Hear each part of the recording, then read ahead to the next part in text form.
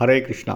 தெய்வத்திரு ஆச பக்திவேதாந்த சுவாமி ஸ்ரீல பிரபுபாதர் விரிவான பொருள் உரைகளுடன் அழிய ஸ்ரீமத் பாகவதம் காண்டம் 3 பகுதி 1 பராமரிப்பு அத்தியாயம் 7 விதுரரின் தொடர்ந்த விசாரணைகள் பதம் 30 யக்ஞஸ்ச விதானானி யோகஸ்ய ச பத பிரபோ நைஷ்கர்மியஸ்ய ச சாங்கஸ்ய தந்திரம் வா பகவத் ஸ்மிருதம்.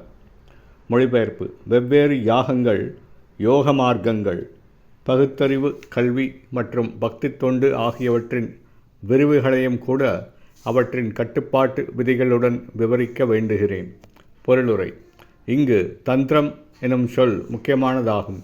சில சமயங்களில் இது புலனின்பத்தில் ஈடுபட்டுள்ள பௌதிகவாதிகளின் கண்கட்டு வித்தை என தவறாக புரிந்து கொள்ளப்படுகிறது.